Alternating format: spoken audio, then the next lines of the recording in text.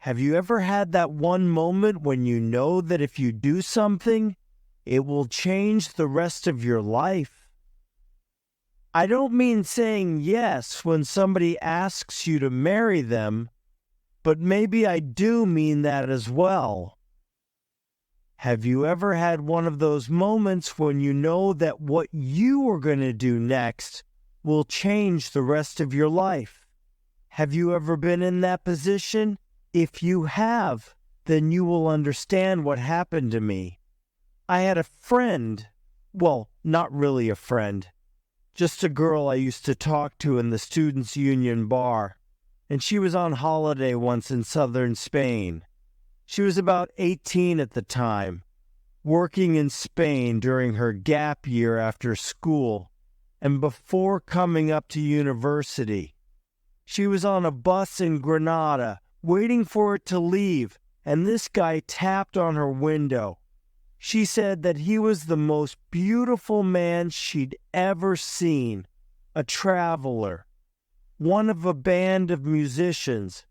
She could see their van, and he gestured for her to get out of the bus and go with him.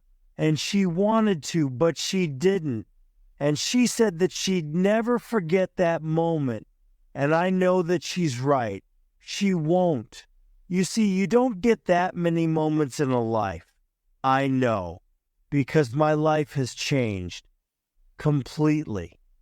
And this is how it happened. The day had started well. It was Tuesday morning, and I was in the student news office for an early meeting. I'm sure you've heard of student news. It's been the winner of the University Newspaper of the Year award for 10 years in a row. 3 former editors have top jobs on major newspapers. It's the newspaper every media studies student wants to write for. That's why many of them choose this university. And I was the award-winning news editor, voted the student most likely to succeed after uncovering a big property fraud in the city last year. I was the star reporter. So there I was, with the rest of the team in the tiny cupboard we called the office. 2 big filing cabinets, a table with a couple of computers, and some chairs that looked as if they had lost their cushions halfway through the last century. Walls covered with gray paint with bits missing where people had stuck things up. A view through the window of concrete and dust bins. You know the kind of place.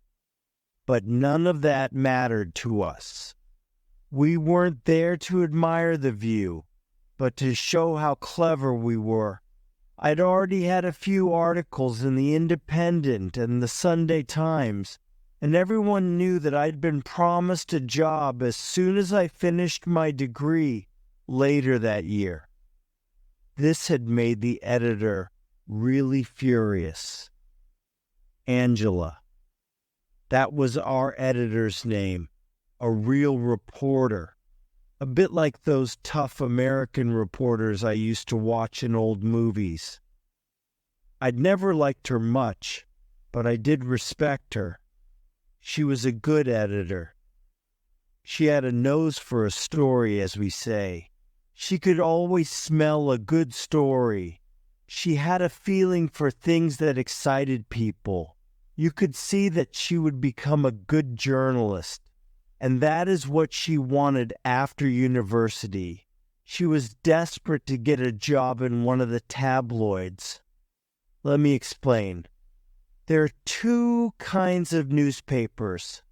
First, there are the serious newspapers, the broadsheets, the big newspapers that you can't open in a bus without hitting the person sitting next to you. You're talking about the Guardian, the Independent, the Telegraph, the Times, and their Sunday editions. Some people call them the heavies, and not just the poor delivery boys and girls who can only bike around with half a dozen copies because they weigh so much. No, It's because they are said to be intellectually heavyweight, and compared to the other kind of newspaper they are. Second, there are the tabloids. These are small papers which have huge headlines, sometimes only one word that almost fills the page. This is great because they are not intended for people who actually want to read. They contain stories about soap stars and other famous people, and about the events in soap operas and the weekly issue.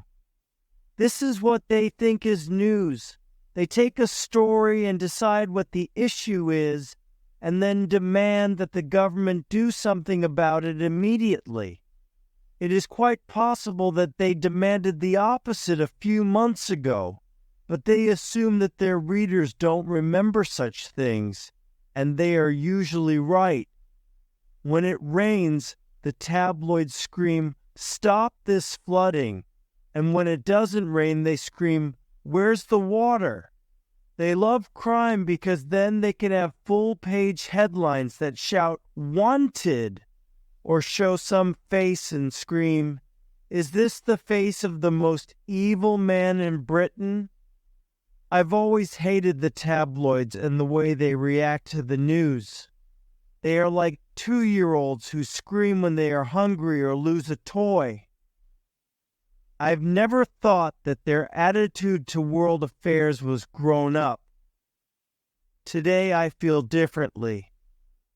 I think that what they do in order to increase their readership is actually evil. But then I would say that, wouldn't I, after what happened? Angela had always wanted to work for a tabloid newspaper, but because Student News won awards funded by a broadsheet, the tabloids weren't interested in her. Not then, anyway. So, it was another Tuesday morning, another ordinary editorial meeting. Or so I thought. I was only half listening to Angela, who was dominating the meeting as usual. "Is everyone here?" she asked. "I don't know about any of you, but I want to get back home soon. I've got a lot of work to do." "She just wants to get home to watch the soaps on television," my friend Laura, the features editor, whispered to me. I laughed, and Angela frowned at me. "I hope you've come here with a few good ideas for next week's top story, Mike." I hadn't really thought much about next week's issue. I had been working on an essay until late the previous night. I still had to get my degree. However, I wasn't going to let Angela know that. "Yes," I smiled at Angela. "I've got a great idea," I said. And I had. It had just come to me right then. "Good," said Angela. "Can you share it with us?" "Sure," I said. "You know how the university sold off some land near the river for building last year? For building a new housing estate? Well, think about all the floods we've been having. There's a real danger with land that close to a river. Actually, I wouldn't be surprised if the area used to be a floodplain. You know, where fields beside rivers were kept empty because they flooded every year, and that stopped the river flooding the town." Angela nodded. I knew she was interested. "A few families have moved into the new estate," I continued, "and I think the river may have flooded already. And I bet no one told them that their new houses were likely to flood.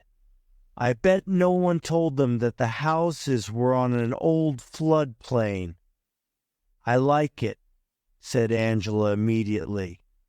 Mike, you go and interview the families and take Sue with you to do the photos. John, you look on the internet and see if you can find some old maps that show the area. If you can't find what you need online, then go to the library in town. They have a local history section. Sue, I want you to find some good pictures of other estates built on floodplains that have flooded recently. We'll make it a 2-page news special. That's what Angela is like. I told you she was a good editor. She knows what makes a good story, and she knows how to make sure that every detail of the story is properly shown. And so that was how it started. I went down to the new estate with Sue, our photographer. There were only about 6 finished houses, and 5 families had moved in. The river had come up as far as the front doors, and there was thick mud everywhere. It was awful, and it smelt. Goodness knows what was in the river, but it certainly wasn't clean water. As we arrived, a young mother was trying to lift a buggy with a baby inside over the mud. She'd been to the supermarket and was carrying several bags of shopping. "Here," I said, "let me help you." "Wait," said Sue, "that's a perfect shot." She took a picture, but as she did so, the mother, who wasn't much older than me, heard the sound. "No," she shouted, and put her hands over her face. She dropped the buggy, and if I hadn't jumped forward, I think the baby would have fallen sideways into the thick mud. I lifted the buggy out of the mud and put it inside the doorway of her house. "It's okay," I said gently. "We didn't mean to upset you. We're from the university. We're doing a story about the flood for the student newspaper." "Your students?" asked the mother. She seemed relieved. She looked around at the sea of black mud. "And you just want to write about this?" "Yes," I said. But wheels were turning in my reporter's head. What other story is there? I was wondering. "If you don't want to be photographed, it's not a problem," I said. Sue gave me a dirty look. It was just that the baby in his buggy made a great picture. It really shows people what you have to put up with here. "It's been terrible," the mother murmured. "Ever since it started to rain last month, I thought the water was going to come right inside the house, but it didn't." She smiled. She looked much younger when she smiled. "Do come in," she said. "My name's Carol, and this—" She stroked her baby's cheek. "This is Robbie. Why don't I talk to Carol while you see if some of the other families will be willing to let you photograph them?" I suggested to Sue. "Okay," agreed Sue, though I knew that she still wanted to take more shots of Carol trying to lift her baby over the mud. "Some of the other families may have small children too," I added. Sue went off, and I helped Carol take her shopping indoors. The house was almost empty. You could see that Carol didn't have much money, but everything was spotlessly clean. She clearly spent all her money on her baby, and apart from baby food, one of the things in her bag was a new toy for Robbie. It was a round container with different shaped holes, round, square, triangular, and a bag full of round, square, and triangular blocks. Robbie loved it. You could see that. He took each block and tried to get it through each hole in turn. It was a bit expensive, Carol confessed, but I thought he'd enjoy it, and it would help him learn things. It was clear just how much her baby meant to her. I liked Carol. Let's get that straight. And I could see that she was a marvelous mother.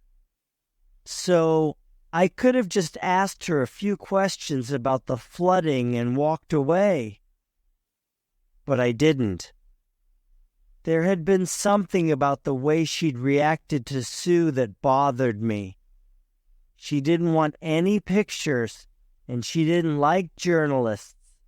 Something had happened to her in the past. I was sure of it. I decided to find out who she was. It wasn't difficult.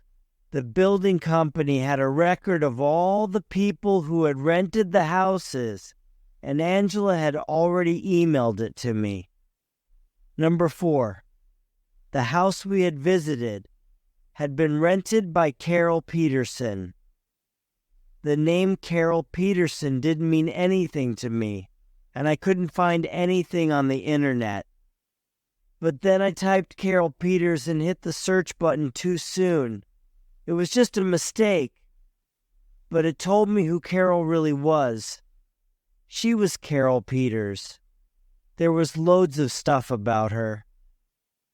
At the time of the trial, I was only 10 years old, but I do remember people talking about it. I suppose that everyone was talking about it. Carol was 11 years old then. It was revealed during the trial that she'd had a terrible childhood herself. Her parents drank and were violent. She'd been a lonely child, never made any friends, but she loved looking after children. And even though she was so young, lots of mothers let her look after their babies. I think that's why they were so angry. They all felt that it could have been their baby who died. No one ever found out exactly what had happened. Carol said that she'd put the baby on a slide and he'd fallen off and smashed his head. But the blood was on the other side of the park, near a wall, so the police thought that she'd hit the baby to stop it crying. She said that she'd taken the baby over there after the accident. She'd wanted to hide away. The jury didn't believe her. They decided that she'd murdered the baby.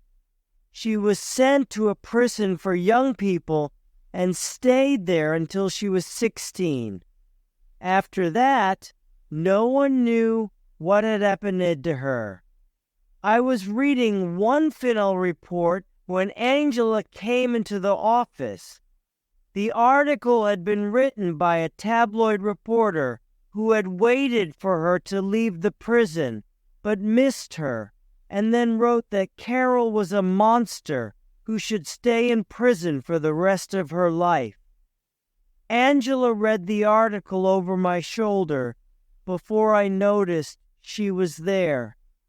It took her about 2 seconds to make the connection between Carol Peters and Carol Peterson. "How long have you known about this?" she asked me. "I've only just discovered it," I told her. "And were you going to tell me?" she inquired. "Of course," I lied.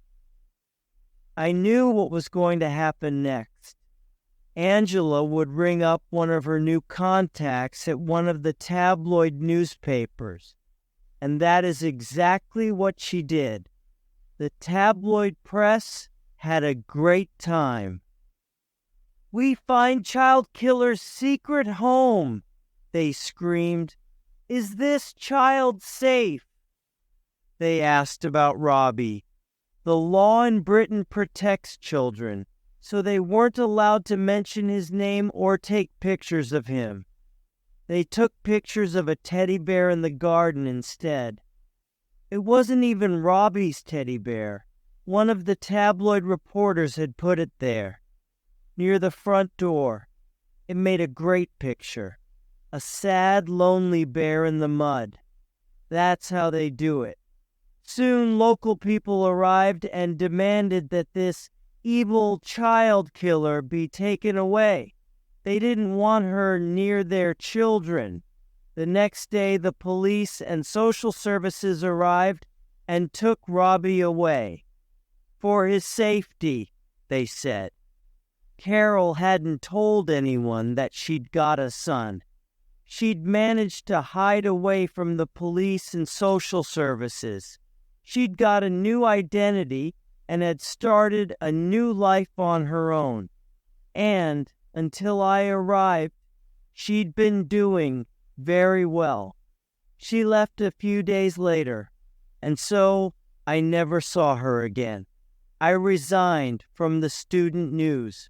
I knew I was never going to be a reporter. I never wanted to write for a newspaper again. I decided to become a teacher and go abroad. I wanted to go away, as far away from England as possible. It all happened 2 years ago, and today, although I live 8,000 kilometers from England, I am still back there. I can remember Carol's face as she watched Robbie finally find a circle and drop it through the circle-shaped hole. I remember that moment of happiness between them, and I can hear her screaming as they took Robbie away. You see, the thing is, when Angela rang the tabloids, they already knew about Carol, because I had already emailed them. I had to get the story in first, didn't I? I was the star reporter.